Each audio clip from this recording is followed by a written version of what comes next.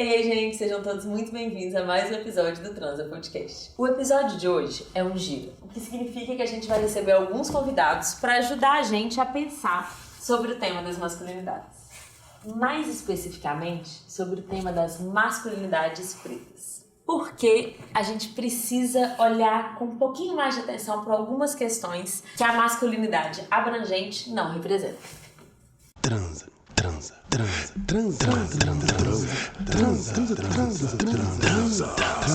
Esse é o Transa Podcast.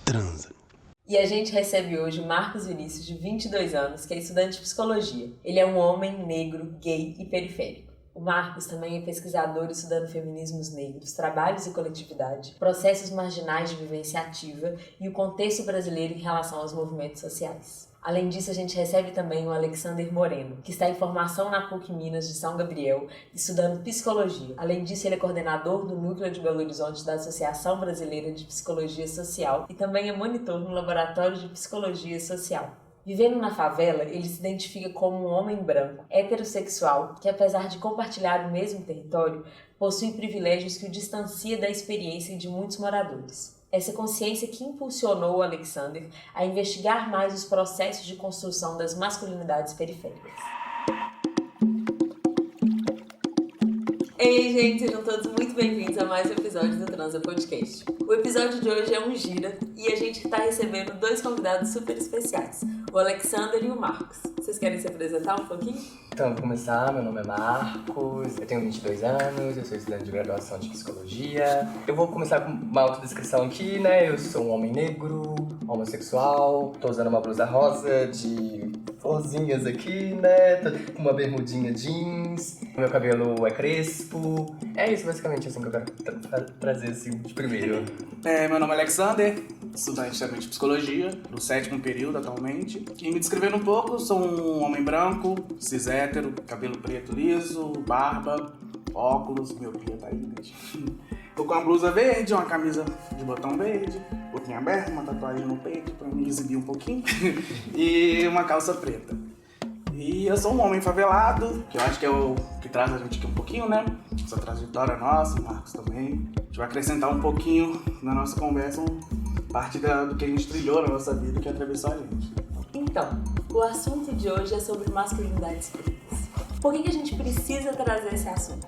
Porque quando a gente vai falar sobre as masculinidades, a gente tem a masculinidade hegemônica e a gente tem outras masculinidades que não necessariamente se encaixam nesse recorte e nessa estrutura de poder que as masculinidades predominantes ocupam. E é um pouquinho sobre isso que a gente vai conversar nesse episódio e sobre outras coisas mais também. Lembrando que um episódio é muito pouco, né? A gente conversou sobre isso, não vai dar pra falar tudo, mas a gente vai tentar conduzir aqui um pouquinho.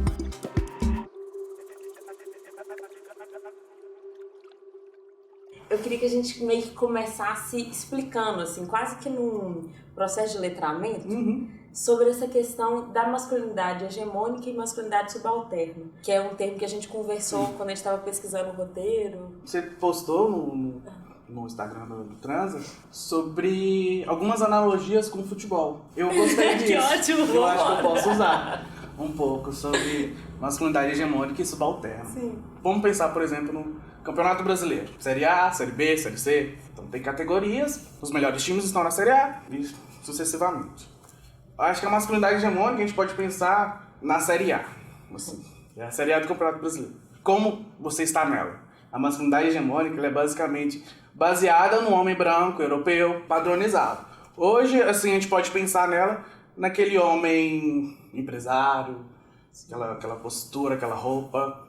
Quando a gente pensa em defina o que é ser homem, sabe? Eu acho que é a primeira imagem que vem na cabeça, porque somos uma sociedade racista, entre outras mil coisas, né? Pensando nisso, essas pessoas que se enquadram nisso estão na Série A do campeonato, da masculinidade hegemônica. E a masculinidade subalterna, ela é a Série B. Porém, diferentemente do que acontece nos campeonatos, de ter acesso, as pessoas que estão na masculinidade subalterna não conseguem ter esse acesso porque a premissa para estar dentro da masculinidade hegemônica é ser branco. Então, os homens negros nunca vão ter esse acesso. Independente de condições financeiras que podem alcançar, qualquer conquista, qualquer título que ele pode alcançar, A sua pele sempre vai chegar primeiro. Só a sua cor chega primeiro, né? Sua raça chega primeiro. Então, independente do título que você possua. Para além disso, tem as outras masculinidades, as transmasculinidades, as masculinidades não binárias, né? Que algumas pessoas têm a identidade de gênero masculina, podem apresentar, né? Estão nessa categoria de masculinidade subalterna. Então, tipo, mesmo eu sendo um homem branco e tudo mais, eu não tô no topo porque, falando um pouco da minha masculinidade, as pessoas até duvidam do fato de eu ser hétero, né? Tanto que tem umas histórias aí até engraçadas por aí, né? Eu acho até engraçado compartilhar que eu meio que tive que sair do armário da heterossexualidade. Gente, que ótimo! Tipo assim, gente, eu sou hétero, tá? Então, até um certo tempo, obviamente, na minha infância eu tinha essa personificação do que era ser homem. Mas em algum momento eu comecei a romper com isso. Sim. Foi uma carga, sabe? De Sim. ter que ficar reforçando minha masculinidade o tempo todo. E uma hora eu rompi com isso. Comecei a colar com a galera LGBT, porque eu me identificava mais, porque o papo era muito mais saudável. É porque ele já é mais legal mesmo. Não, eu falo, gente, é meu grupinho, sabe? É muito mais legal. Muito mais. Com isso, a galera falou, se você me diga com quem tu andas, que eu diria quem tu és, entendeu? Aquilo, né? Quando a gente anda com um grupo, você tem os trejeitos daquele grupo. Você começa a ser pertencente, então a gente começa a se comportar da mesma maneira. Sim. Tanto que eu tô conversando aqui, você tá vendo? Então tem hora que eu faço isso aqui. Porém, isso não define a minha orientação sexual. Eu personificar uma identidade contra essa masculinidade hegemônica, sabe? Então aí eu já perco alguns pontos nesse campeonato porque não personifico isso. Sim. Aí eu perco mais alguns pontos porque eu sou pobre. Favelado. Então, assim, aí a gente tava falando que a gente não tem as mesmas horas que outras pessoas, que a gente sempre tá no corre e tudo mais. Então, assim... As mesmas horas também não é nem só pelo corre, tipo assim... Com Marcos hoje. Se tudo tá no centro e você tem que, tipo, pegar 2 ônibus pra chegar, suas horas já não vão ser as mesmas, porque tem uma questão de logística urbana, de tudo que vai... É porque é tão doido isso, porque quando a gente vai falar de machismo, ou, né, dessa hegemonia, a gente esquece como ela contaminou tudo, assim. Sim. Então, essa hegemonia, ela não pensa só quando você tá ali conversando com o cara. Ela tem uma estrutura muito grande. A arquitetura que conduz esse processo e dá privilégio, acesso ou não dá. Exato. E isso diz muito. Eu tava falando com o Marcos hoje. Hoje eu acordei 5h30. Sim. 6 horas da manhã eu já tava no meu segundo busão. Sim. Pra ir pro estágio lá. Eu moro em Sabará, pra ir no estágio lá em Venda Nova. Então, assim, eu fico quase o mesmo tempo que eu fico dentro do ônibus, eu fico quase 4 horas. O estágio é de 4 horas. Então, assim, é quase o mesmo tempo, sabe? É um estágio no ônibus. Entendeu? Você vai atravessando a gente de várias formas e vai distanciando a gente desse lugar. Mesmo que eu ser um cara branco, hétero, até minha vestimenta mesmo se enquadrando dentro de um padrão mais classe média, se a gente for olhar assim, eu consigo ocupar alguns espaços que são negados pra galera que mora no mesmo lugar que eu. Sim, total. Então, assim, eu consigo, eu tenho plena consciência disso. Agora, tem uma coisa que eu lembro que a gente conversou, só pra contextualizar. Antes da gente estar aqui, a gente teve algumas reuniões para pensar no roteiro e para trocar um pouco sobre esse assunto. Mas, voltando, uma coisa que eu fiquei pensando é que a gente, numa dessas conversas, a gente falou sobre como a masculinidade hegemônica, ela cria o lugar do poder, ela produz esse poder, dessa influência, e as outras masculinidades, elas de alguma maneira elas não conseguiriam, elas reproduzem, mas elas não produzem, não são produtoras desse sistema. Porque a reprodução, ela não em si é uma produção ali de forma autêntica, de forma apropriada. Até porque, se a gente for falar da questão histórica, a gente importou certas teorias, certas ali, teorias até científicas, né? Se diziam científicas, certas origens e certos apontamentos que vêm da Europa para o contexto brasileiro. Essa questão da arquitetura mesmo, ela também vem muito dessa importação, dessa lógica mesmo patriarcal, racista, misógina, sexista, da qual a gente acaba reproduzindo dentro de um contexto brasileiro e dentro de um contexto de América Latina. A gente reproduz essas questões assim no nosso dia a dia, né? O que torna tudo muito complexo, porque muitas vezes a gente reproduz aquilo e a gente é constituído dentro daquele corpo também, né? O que torna um processo ainda mais violento, porque você nasce num ambiente específico, você as pessoas começam a te colocar marcadores sociais da qual você precisa seguir, você tem que seguir. Ou seja, se você não seguir essa lógica aqui dentro dessa reprodução específica, você não vai ser algo desejável, né? Sendo que o seu corpo já não é algo desejável, então você precisa moralmente reproduzir aquilo, né? Igual na minha estrutura, como homem gay dentro da favela, por exemplo. Eu tive que produzir muitas questões ali que eram questões relacionadas ao que a gente chama de heterossexualidade compulsória. Claro. Até os meus 13, 14 anos eu tive, por exemplo, de negar os meus desejos porque assumir os meus desejos era a ideia de que eu iria pro inferno, por exemplo, entendeu? Então são ideias constitutivas da gente desde o momento que a gente nasce, da qual é instituído para você um gênero, um sexo e como você deve viver e assumir aquilo ao longo da sua vida. E quando você decide não reproduzir isso mais, quando você rompe com essa ideia colonialista, com essa ideia sexista, patriarcal, e você se vê dentro de um corpo, também um corpo revolucionário, um corpo autêntico de si mesmo. Uma existência política, né? Uma existência política, exatamente, um corpo político ali. Você começa a se reconhecer como si próprio da sua história. Eu pego até uma frase da Neuza Santos Souza, que é uma psicanalista, ela escreve até um livro que é Tornar-se Negro, que ela fala que uma das formas de exercer a autonomia é possuir um discurso sobre si mesmo. Eu acredito muito nessa ideia, que é a ideia de se reconhecer enquanto um corpo apropriado do que você é, porque você construiu isso, e se reconhecer nisso de forma autêntica, sabe? Não se reconhecer somente como um corpo inapropriado, como as pessoas te colocaram ao longo da sua vida inteira. E são muitas gerações que vivem sobre esses traumas, né? Dessa não libertação, dessa não consciência do que se é e do que se pode ser. Acaba passando isso para a próxima geração e assim sucessivamente. Exatamente. Reproduzindo lógicas que muitas vezes não são conscientes da nossa reprodução. E isso é uma questão no Brasil, né? A pauta de negritude no Brasil tem uma dificuldade que é o colorismo, né? Tornar-se negro, que também tem uma... Não sei, me contem, assim, se faz sentido. Mas tem um processo também do reconhecimento enquanto pertencente ao movimento negro, um reconhecimento da cor, do corpo. Que a gente até vê na América Latina, né? Que de alguma maneira a raça ela não chega de cara. E aí você vai vendo um deslocamento social. E aí, às vezes, lá na vida adulta que você entende, eu sou negro, eu sou não sei o que. Por causa disso, por causa daquilo, né? Enfim. Não sei. Eu posso até trazer duas análises assim, interessantíssimas relacionadas a isso que você falou. O Brasil ele tem um processo estrutural, político, econômico, social, que é a questão da democracia racial, né, da qual não existia atritos, conflitos relacionados à raça, né, da qual a gente conseguia viver em harmonia racial, que foi uma lógica que perdura até hoje. Até hoje a gente está tentando desconstruir essa ideia. Somos todos iguais. Sim, somos todos iguais.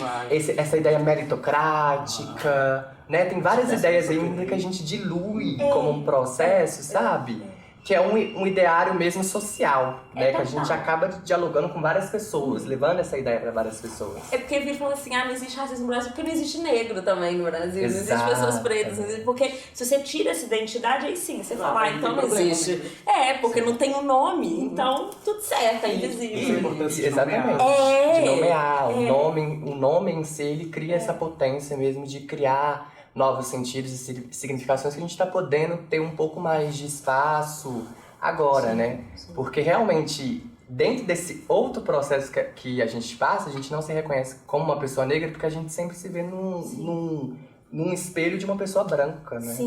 A representação que você vê, por exemplo, na televisão, na mídia, como retrata um autor, ele fala dos aparelhos ideológicos do Estado ali. Esses aparelhos, escola, você estuda questões da Europa, questões dos Estados Unidos. Você não está estudando o contexto brasileiro que é diverso, múltiplo e plurirracial. Então, como que você se vê nisso? Entendeu? Não existe espaço para você se ver nisso. Então você se vê no olhar do branco. Então como que uma pessoa vai construir representações ancestrais, representações raciais dela mesma como um corpo social? Como que ela vai construir isso se ela não se vê nesses outros espaços de discurso? Total. E também porque isso também é importante a gente atualizar essa identidade quando a gente vai pensar em alguma pauta, né? Por exemplo, a gente falou sobre isso. Eu tenho um amigo que a gente tava falando sobre não monogamia, da primeira temporada e tal. Aí ele olhou pra minha cara e falou assim, gata, lindo o que você tá falando, mas eu entendi que o meu corpo é digno de afeto tem 2 anos. Pra gente discutir a não monogamia ainda vai demorar um pouco, assim, porque você tá trazendo um negócio que você não entende que o meu processo de construção identitária passou por uma série de complexidades que você, enquanto uma mana branca, nunca nem parou pra pensar. Entendeu? Assim como uma mana preta podia me falar a mesma coisa. Então acho que também essa coisa, se a gente não cria esse recorte também nas pautas, a gente coloca tudo no mesmo balaio que continua reproduzindo as mesmas violências, assim. E naturaliza, né? Vai naturalizando, reproduzindo. Papo de, tipo assim, quando a gente fala que a pessoa negra tá 5, 10 passos atrás, em vários tópicos da vida, sabe? Tem gente, porque quando...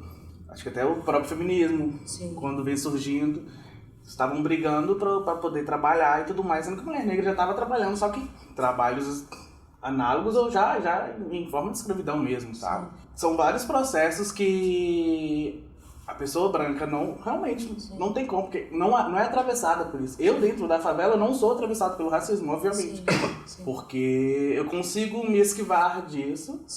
Então, igual quando a gente estava conversando, que todas as vezes que eu fui parado pela polícia, todas as vezes que eu presenciei algum tipo de agressão policial, foi quando eu tava com um mano preto, com os caras que cresceram comigo e tudo mais. Então eu lembro de cenas assim dos caras tomando tapa na cara e eu no cantinho, assim, de braço cruzado. Só que eu não podia sair dali, obviamente, senão eu ia apanhar também. Porém, era branco, então tipo assim... Você fica aí no cantinho, que eu sei que você não tem nada. Eu acabei criando uma analogia que é basicamente, eu tô na primeira fila, assim, de uma cena totalmente bizarra, que é esse contexto nosso, brasileiro. Mas eu, particularmente dentro da favela, que eu tô vendo isso tudo da primeira fila, assim, sabe? Pode cair alguns respingos em mim. Agressão policial, pode acontecer. Algumas outras violências que atravessam a gente. O próprio processo de construção da masculinidade dentro da favela é diferente. Porque a gente tem os marcadores diferentes também. E, tipo assim, a gente com uns 7 anos ali, que a gente já tá com uma certa personalidade, já sendo formado e tudo mais, nossos pais começam, principalmente os homens, né? Esse processo da masculinidade. Começam a se preocupar com o tráfico, por exemplo. Não fique muito tempo na rua, cuidado com quem você anda. Eu, por exemplo, lá em casa, meus pais fizeram um acorde, meu pai pedreiro, minha mãe na época desempregada. Fizeram um acorde de comprar um videogame, nossa, nem lembro, tipo um Mega Drive da vida, sei lá. De tipo, assim, pra gente não sair de casa e não ter contato com o tráfico, que era tipo assim, sério, sabia que era haxixe, sabia que era arma, sabia que era cocaína, sabia que era crack com 10 anos de idade. Isso forma a nossa masculinidade também, de ter esses tipos de acesso e saber o que pode ser oferecido naquele espaço, sabe? E como a gente se relaciona com os outros caras também, saca? A gente resolve tudo na agressividade. Não tem conversa. Não tem espaço pra afeto. Você fica se abraçando. A gente joga bola e briga. As memórias mais fortes que eu tenho são essas. Jogar bola e brigar.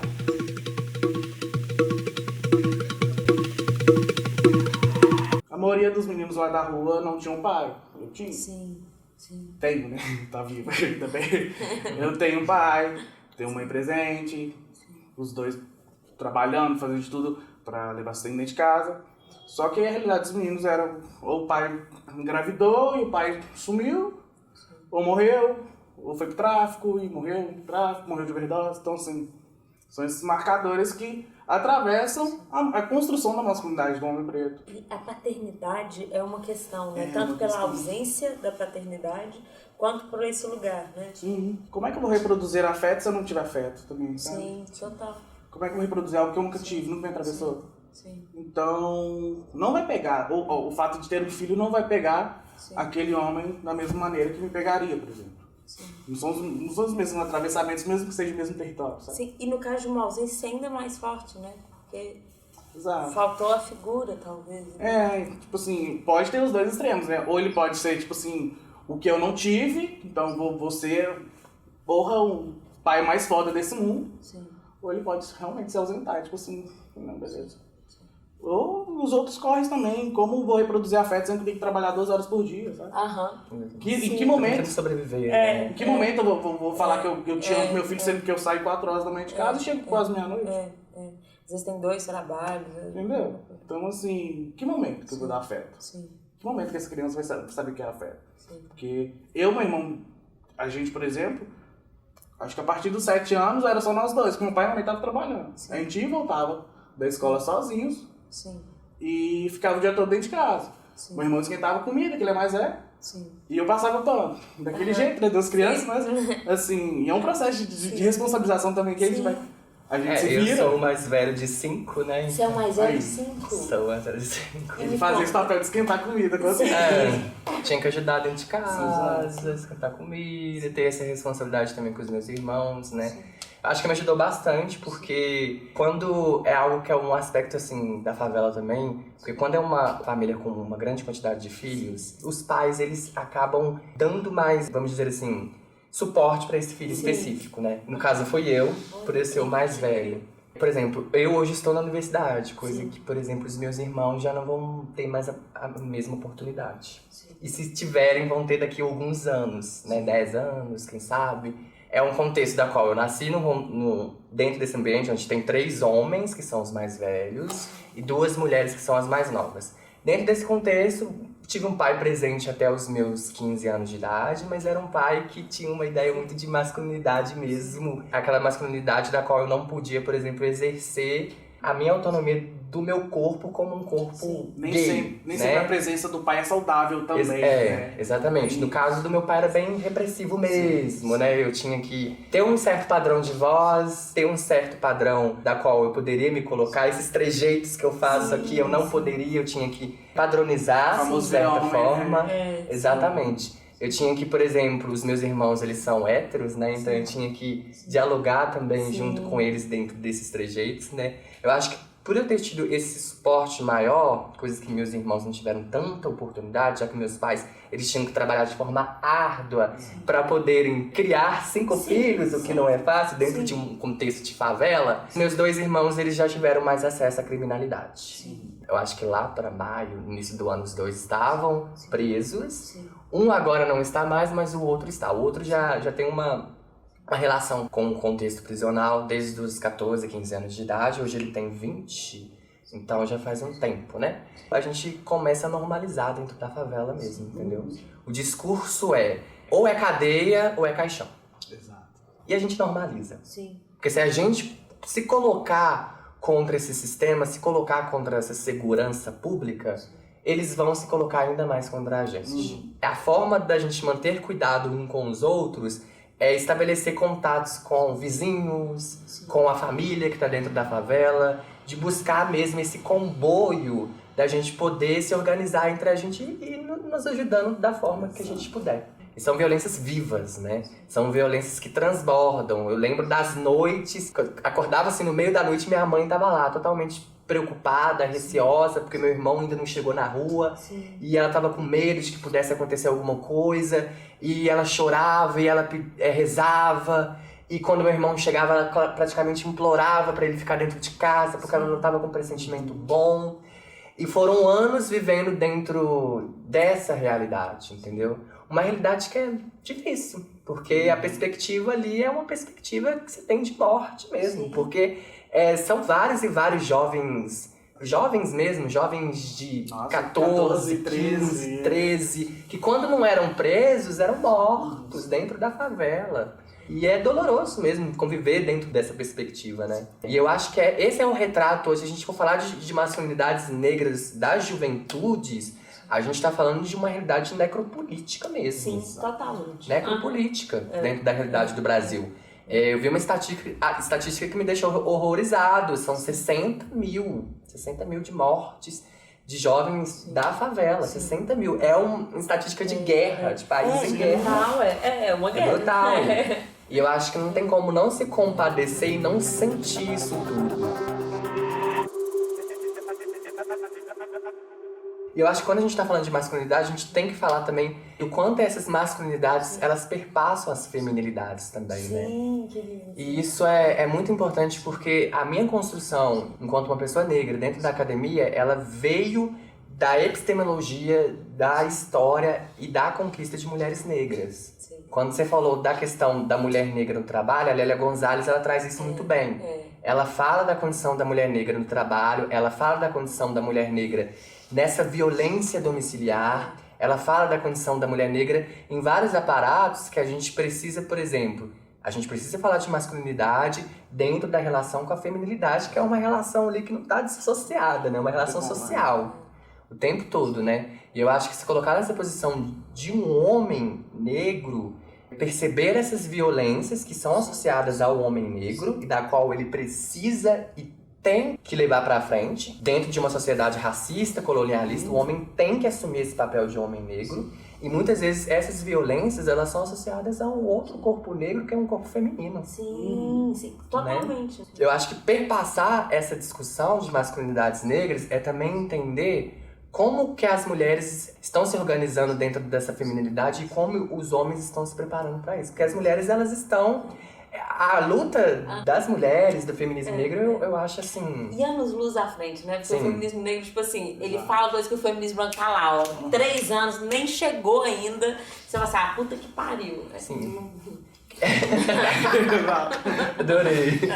Mas eu acho que o feminismo negro ele tem essa organização e essas discussões de marcadores sociais, da interseccionalidade que abarca isso tudo, que a masculinidade precisa se apropriar também, se juntar com essas mulheres que já estão ali na luta, que já estão reivindicando direitos, que são delas, mas também que é da juventude negra, que também abarca os homens negros, mas os homens negros precisam sair desse espaço patriarcal, né? Desse patriarcal, porque o homem negro, mesmo sendo uma masculinidade subalterna e mesmo sendo sempre associada à violência, essas violências são com outros corpos de mulheres. E a gente precisa reconhecer isso também, para poder reconhecer e poder constituir novas formas de vivência, assim, das masculinidades e das feminilidades dentro desse sentido, né? Transa. Tem um dado, nossa, é um dado horrível, que questão de higiene pessoal, os homens não se preocupam. Ah, total. Sim, nossa. Não limpo. É absurdo. Nossa, meu Deus do céu. Gente, É absurdo. eu não vou Eu conseguir ia falar de outro. Não, tem uma coisa pior. Eu não vou conseguir resgatar. Nossa, isso daí É terrível, véi. gente. Não, cueca freada. Mas tem um dado terrível, assim, mas muito triste, que é de amputação peniana, e o maior motivo, depois do câncer, é a má higiene, sabe? Entre Cara, homens. o cara não lava o próprio pau, velho. Tipo assim, foda. é algo seu, sabe? Uma sociedade falocêntrica. Ele não cuida daquilo que ele se basa, que a vida dele é em volta daquilo, sabe? A coisa mais importante pra ele não cuida. Então, assim, porque o cuidado é feminino, não é, meu? Entendeu? Na ideia. Se a gente não começar a discutir entre nossos pares, sabe? Tipo assim, véi, o que você acha que é ser homem, mano? Sim. O que tá acontecendo aí? O que vocês acham que é ser homem? Eu acho que dessa ideia, a gente tá falando muito de reprodução, mas eu acho que dessa ideia a gente começa a falar de produção. De começar a produzir? De começar a produzir. E eu não acredito em uma produção subjetiva. A produção é sempre coletiva, é sempre entre pares, é sempre entre pessoas ali que constituem discursos que é de reprodução, da qual elas reconhecem, da qual elas assumem, e elas precisam reconhecer e assumir. Porque a gente vive numa sociedade que a gente reproduz muita coisa. Muitas vezes a gente nem percebe, a gente leva um alertinho de um amigo específico que fala: você tá reproduzindo isso aqui, ó. Tá fazendo isso aqui, não tá legal. Eu sei, e depois, né? Nossa, realmente eu fiz isso. Realmente eu fiz isso. Exatamente, é reconhecer e ter essa consciência. É difícil, gente. É difícil, não é fácil. Diário. É diário. Você é ensinado a reproduzir aquilo o tempo todo. Como Foram você 15, 20 anos Sim. te ensinando isso. Exatamente. Agora você tem que desprender. E pra você lutar contra aquilo, você não tá lutando só contra aquilo que te ensinaram, você tá lutando contra as pessoas que te ensinaram aquilo também. Até a morte, pra mim, é um bagulho normalizado, de certa forma. Já perdi parentes e eu não chorei. Porque eu tinha contato com a morte desde cedo. Então, assim, isso vem do quais corpos que estavam morrendo também. Era o mano preto que tomou um tiro na cara, a mãe gritando, agonizando, ele agonizando, a mãe chorando. Eu lembro muito de uma cena de, tipo assim, aconteceu alguma coisa que os traficantes lá da época fizeram alguma coisa. Não lembro porque, não sei se mataram alguém ou se fizeram alguma coisa. Era novo, mas eu lembro da cena do meu pai conversando com eles. Que, tipo assim, a polícia foi perguntar lá em casa o que aconteceu e tudo mais. Aí meu pai falou, não sei de nada e tudo. Só que aí os caras passaram, né? X9 na favela, não esteve. Sim, claro. Aí minha mãe ficou maluca, assim, Matheus, vai lá, pelo amor de Deus, que eles viram você conversando com a polícia, vão achar que ele fez alguma coisa. Aí meu pai falou, trocou ideia, então, tipo assim, outro marcador da masculinidade também dentro da quebrada é, tipo assim, mano, você tem que bater de frente com o traficante e falar, velho, não fiz nada, ou, velho, não mexe com a gente, de alguma forma, porque... Ou bater de frente com a polícia. Ou bater de frente com a polícia, sabe? Que eu acho que é muito mais provável. Porque minha mãe, por exemplo, minha mãe já bateu de frente com a polícia, questões da gente estar sendo abordado e sem motivo Eu já nenhum. bati de frente com a polícia, minha mãe já bateu de frente com a polícia. Tem Então esse assim, histórico também. a gente tem esse atravessamento também. E porque a polícia não gente, não é segurança pública pra nós. A polícia não é. A polícia é sinônimo de medo. Eu chego em casa por volta das 11 horas da noite, eu só consigo passar na minha rua assim tranquilamente, porque eu sei que eu sou branco, velho. Eu não dou um pulão 11 horas da noite. Mas se fosse meu vizinho, por exemplo, tomaria. Branco e homem. Branco e homem. Assim, de não ter medo de outra coisa também. É muito doido esse rolê, porque eu vou vendo assim, como a gente foi crescendo, aí alguns atravessamentos que meu vizinho teve, por exemplo, em algum momento na adolescência ele foi pro tráfico e eu não. Sim. Porque aquele rolê da minha mãe ter comprado videogame, eu ter ficado mais tempo dentro de casa, não ter colado com a galera. Sim. Então assim, aí já começa uma diferença é importante ter duas pessoas dentro de casa que são provedoras e eles só tinham uma, que era a mãe. Sim. Então a gente, mesmo que pobre, tinha mais grana ainda. Menos pobre, tá ligado? A coisa da ausência do pai também. Exato. Né? Então assim, aí na adolescência eu cheguei até a perguntar, mano, o que tá pegando? Você tá no corre e tal? Fala, mano, tem que levar comida dentro de casa, né? Eu boto fé. Sim. Como é que você julga, mano? Sim. Eu boto fé, mano. E mesmo assim, mesmo o tráfico tirava muito pouco, assim. Sim. Muito pouco, assim. Até entendo também quando tem esse processo da raiva também, sabe? Sim. Porra, é um sistema todo me fudendo. Cara, aí é tipo assim, cansado de ser Martin Luther King e você mal com X, tá ligado? Sim. Eu lembro de uma vez que meu irmão, ele tava chegando em casa, ele tava trabalhando nessa época, aí ele tava entrando dentro da favela. Aí teve uma abordagem policial que foi totalmente hostil, totalmente violenta com ele. Eles liberaram ele, mas ao liberar ele ainda foi violentado, né? Ele levou um tapa na cabeça assim e falaram pra ele sair andando. Essa forma de linguagem que eles associam ali como uma forma repressiva mesmo, de controle mesmo. E ao chegar em casa, meu irmão puto pra caralho, com raiva, quebrando as coisas e falando: eu tenho que ir pro crime mesmo. Mesmo trabalhando, a gente não é respeitado. A gente só é respeitado quando a gente tá dentro do crime. Soltando as palavras de uma forma muito... com raiva mesmo, desse sistema, da forma com qual eles nos tratam, sabe? Eu ouvi até isso recentemente, é preciso muita coragem mesmo pra estar. E determinação mesmo, e raiva, tem que ter raiva. Porque o sistema tá o tempo todo te oprimindo, te batendo, te violentando ali, né? Quando você vai pra esse caminho, o caminho que te colocaram, que te associaram muitas vezes, é coragem mesmo. Resistência contra esse sistema, de luta também. Né? Porque a gente só pensa na violência que é associada, a gente também tem que pensar na luta ali que tá tendo dentro desse processo. Que é uma luta que começa desde a infância, gente. Desde a infância já é associado àquele menorzinho que já é um possível aviãozinho, que já é dentro do tráfico ali pela própria polícia, pela própria organização do sistema. Quando você se revolta e realmente assume aquele papel daquela pessoa que é violenta, que te construíram como pessoa, você percebe o quanto todo esse embrolho, todo esse ciclo, ele é um ciclo que realmente te resguarda para aquele lugar.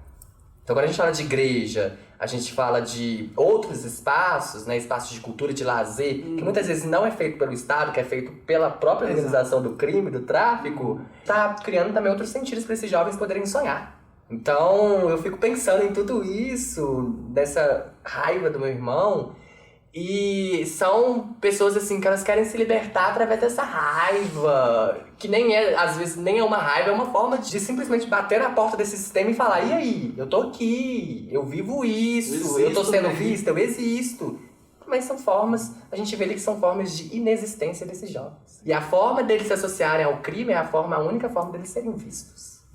Então, é pensar nisso, para pensar nessas masculinidades e já pensando aqui também do que essas masculinidades elas podem levar, eu acredito que a gente está muito num processo de aprender. Esse processo de aprender, de ouvir, de escutar e de produzir entre nós. Entre os nossos, mas também entre essas mulheres que muitas vezes são nossas mães também, né? A gente tá falando da falta do pai, muitas vezes a gente é constituído por mulheres negras que estão ali o tempo todo na luta, vivendo, sofrendo com esses jovens negros que estão se constituindo dentro de um contexto específico, né? É aprender com essas pessoas, né? Eu penso que a masculinidade, ela tá aí para aprender.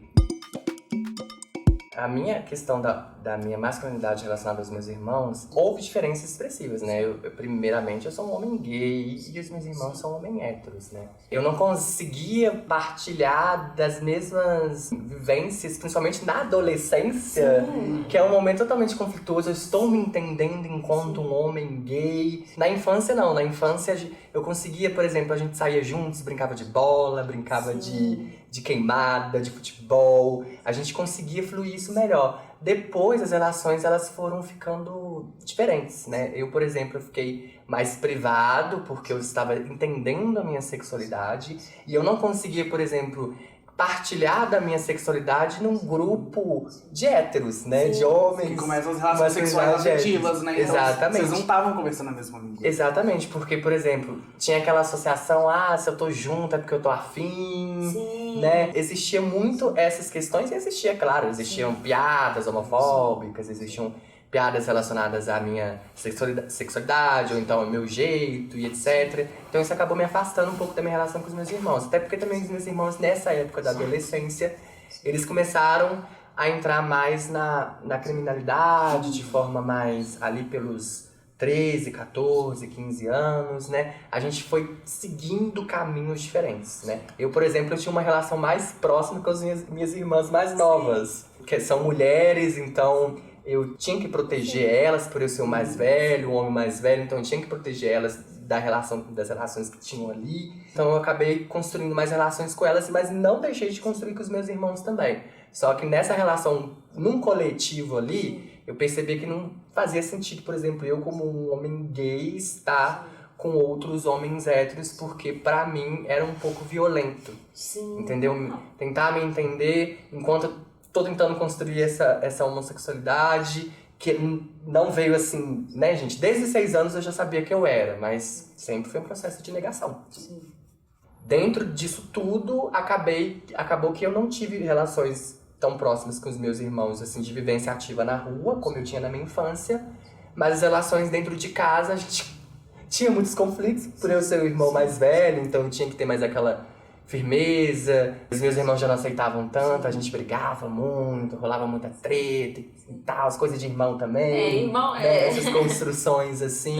Mas hoje a gente, mesmo eu não morando com eles, né, porque um tá preso e o outro tá no interior de Minas, às vezes eles me mandam mensagem, eles falam, que bom, né, eu fico postando coisa da faculdade, eles falam, nossa, ele fala que tá muito feliz comigo, fala que a favela venceu. É lindo porque eu acho que, de certa forma, eu falo sempre com a minha família que eu tô levando essa história da gente também, por onde que eu for. Independente do lugar, Você não tá sozinho. Se for na faculdade, não tô sozinho, vou levar sempre eles comigo. Independente de onde eles estiverem, independente de onde que eu tô, vou estar levando eles comigo dentro da minha alma, dentro do meu corpo, dentro daquilo que eu conservo também, de formas que eu quero construir ao longo da minha vida.